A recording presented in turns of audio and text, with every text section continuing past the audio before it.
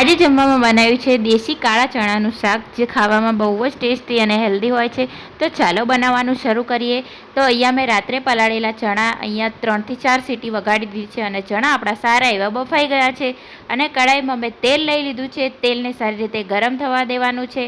લીલા મરચાં અને લસણ અધકચરા વાટેલા મેં નાખી દીધા છે. એને સારી રીતે ફ્રાય થવા દઈશું.